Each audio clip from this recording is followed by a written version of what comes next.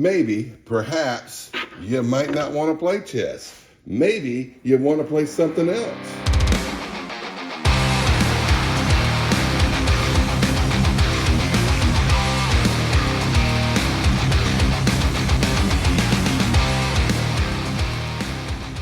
Maybe you want to play dominoes. I love to play dominoes. By the way, Shelby, if you're watching, I bought these great dominoes from Ace and We Games about 7 or 8 years ago.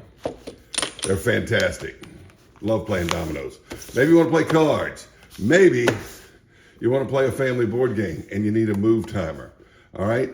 You got this Chess Gorilla chess clock, and it's made for chess, and you can play other two-player games like checkers and stuff like that with it because it counts down. But you want a move timer to play games for moves. All right, how to set up the move timer. So I've got one already stored in favorites. If I haven't showed you yet, let me show you. All right. It's a 1 minute move timer, and boom. Now I hit that, it goes back to 1 minute. Boom. Boom. When it runs out, it'll say time expired. You reset it and you got your move timer.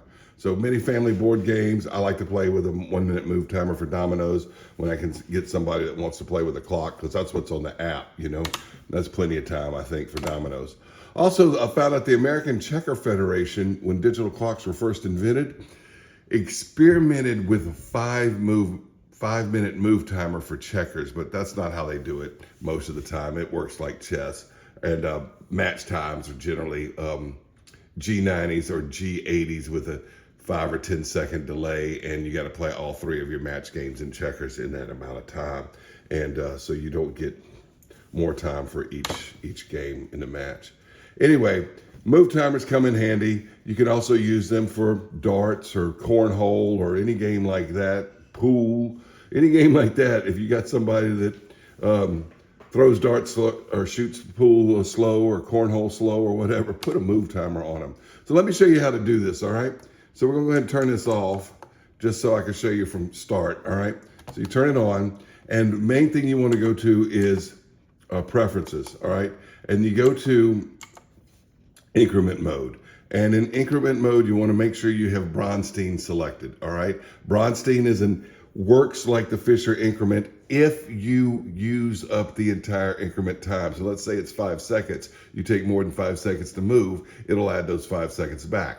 But if you take less than 5 seconds, then it's only going to use so if you only take like 2 seconds, it's only going to give you 2 seconds back. Therefore, it's the mathematical equivalent of a delay.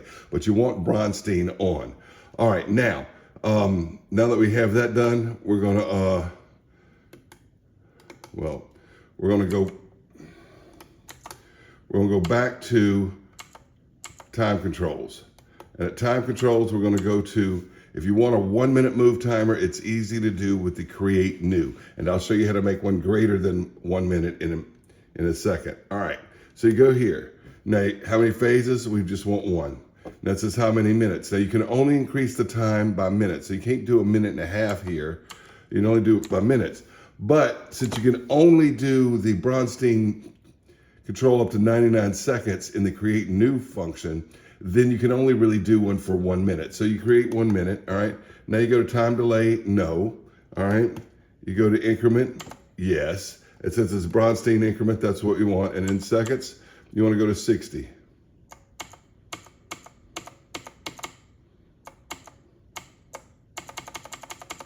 I could just hold it and go to 10. Anyway, there you go, like that. All right, and it's ready. You ready to play? Yes. Save, no. Play, yes. Boom, there's your 1 minute move timer. It's that easy. All right, but what if you want more than 1 minute? So let's go back to time controls, select that. Now you gotta go to the customize. Now the customize is like you're creating this from the ground up, okay? And you're gonna have to go through all the phases and everything, but you go here, all right, first phase. And let's say we want a 3 minute move timer, okay? So we're gonna go to here, to that digit, and we're gonna put 3 minutes. Come over. It doesn't repeat it over here like the some of the other Chess Gorilla clocks do.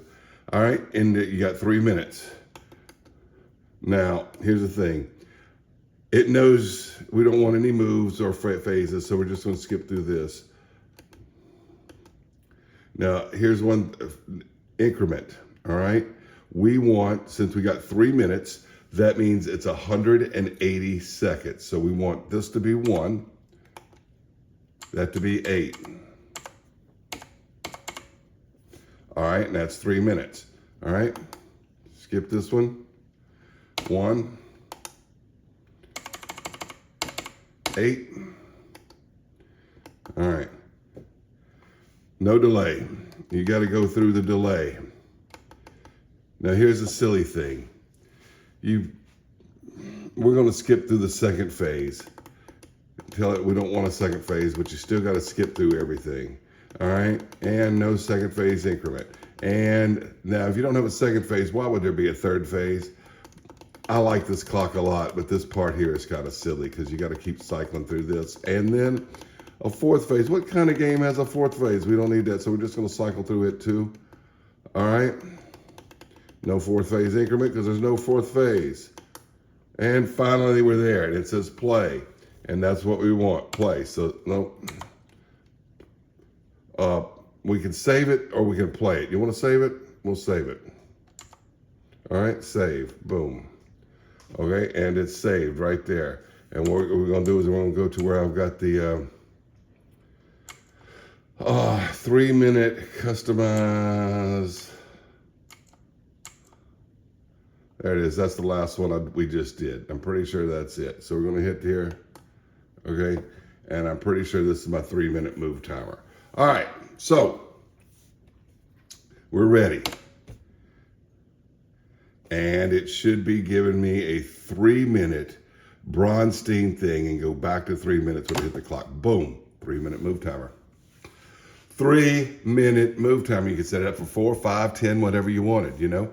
So I don't care if you're playing dominoes, cards, family board game, darts, cornhole, playing horse and basketball. You got somebody that shoots slow. You got somebody, you put a move timer on them. Anyway, I think that's a real cool feature of the Chess Gorilla chess clock. Thanks for watching.